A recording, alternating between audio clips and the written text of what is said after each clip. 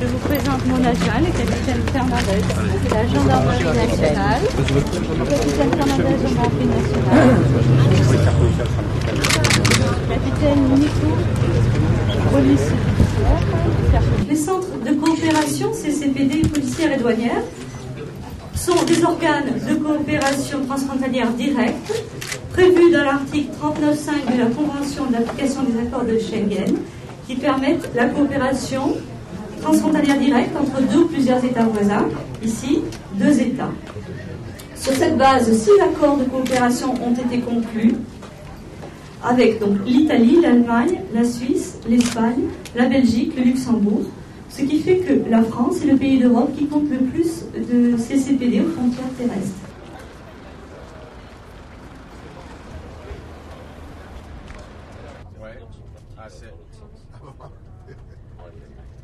Si on peut effectivement faire ça.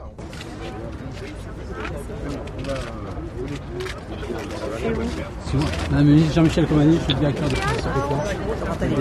Les nouvelles méthodes de transport, les GoFast, ce sont des convois rapides qui sont composés de plusieurs voitures, de grosses cylindrées, Porsche Cayenne. Vous appelez aussi ça des GoFast? Oui, oui, oui. Ah bon, comment on le fait Tout à fait, c'est un terme qu'on a trouvé il y a quelques années à l'Office des stupéfiants. Donc, convoi rapide, plusieurs voitures.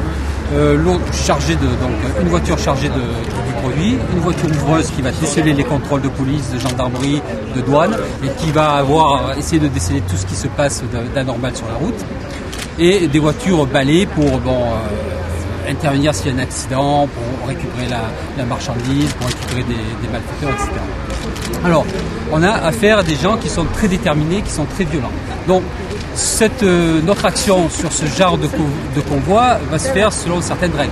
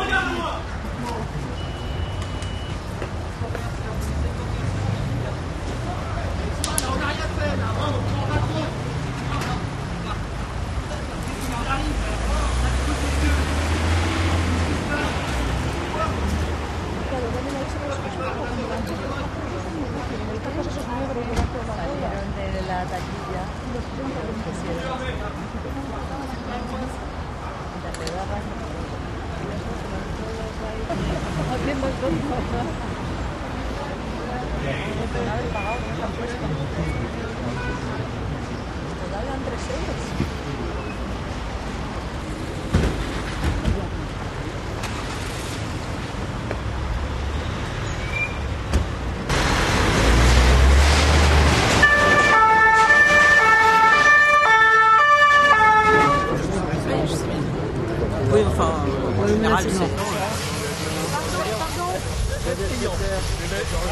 Ça fait un peu barboteuse.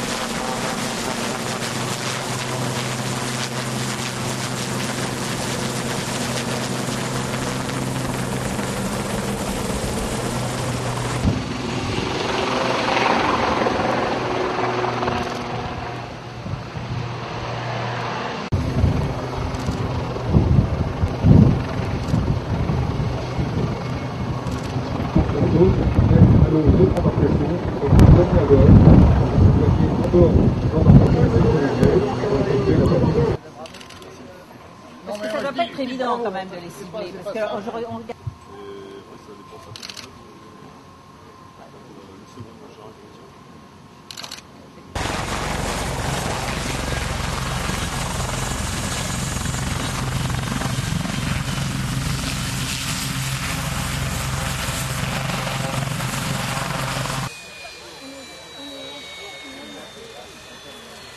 Justement, s'agissant de l'Europe, on voit toute la pertinence de l'Europe qui protège nos concitoyens en termes de sécurité, mais dans le cadre de la lutte contre les trafics de produits stupéfiants, mais également la lutte contre le blanchiment d'argent, l'Europe a toute sa place et a tout son sens. Vous ne pouvez pas lutter contre le trafic de produits stupéfiants de blanchiment uniquement en France ou uniquement en Espagne.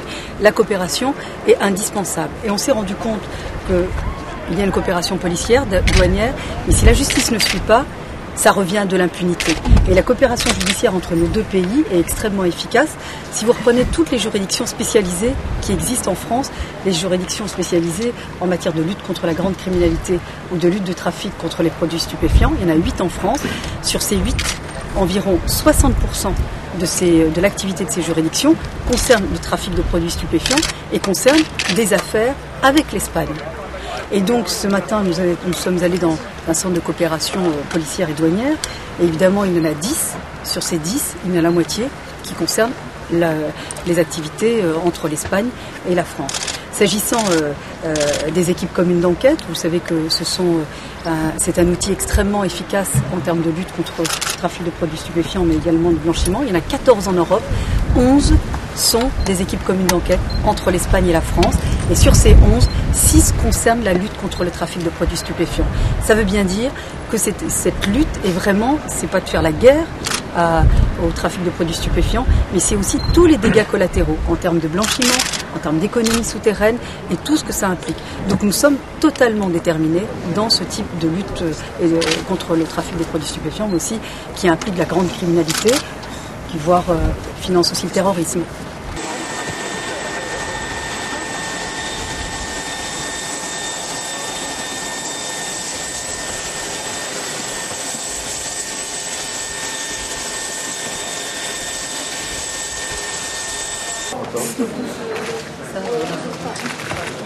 Tiene la palabra la ministra de Justicia de Francia, señora Rachida Dati.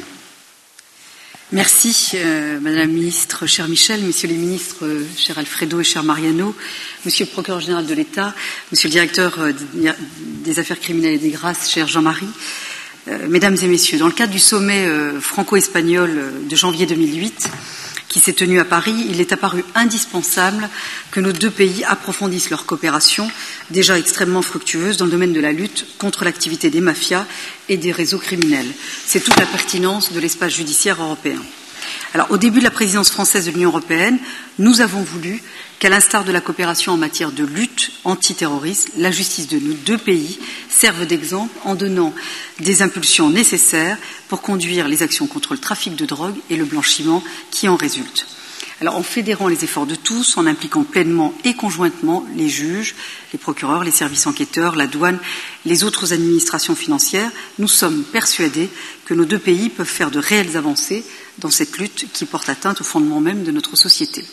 Alors, de nombreuses opérations conjointes ont été menées, telles que les arrestations de trafiquants, avec l'Espagne tout à fait récemment, puisqu'entre samedi et mardi dernier, plus d'1 tonne de cannabis a été saisie lors d'une opération de la Marine nationale à laquelle a participé l'Espagne. La mise en place du groupe de liaison permettra de démultiplier nos forces d'action. L'objet de cette première réunion était d'identifier les thèmes de travail et les pistes permettant d'accroître notre coopération en la matière. Il ressort de vos travaux de ce matin que les efforts doivent se porter dans 3 directions. La première étant le renforcement de la coordination judiciaire entre les deux pays, par notamment le développement des équipes communes d'enquête, parce que ça marche très bien, la mise en œuvre de protocoles judiciaires franco-espagnols qui permettent de faciliter le regroupement des procédures judiciaires et le jugement des affaires. Il apparaît également nécessaire de mettre en place des points de contact directs avec les juridictions spécialisées françaises et les magistrats espagnols, afin de faciliter notamment l'échange d'informations. La souplesse est un gage d'efficacité et de réussite. Enfin, il est nécessaire d'améliorer la détection, le gel et la répartition des avoirs qui proviennent des trafics des produits stupéfiants. Il s'agit là d'un point essentiel qui portera un coup décisif à ces organisations criminelles. Nos efforts doivent vraiment perdurer et j'espère que la signature conjointe d'une déclaration sur ces axes de travail permettra, à n'en pas douter, d'assurer la pérennité de ce groupe de travail et nous attendons avec beaucoup d'impatience les résultats concrets dans les semaines à venir. Je vous remercie.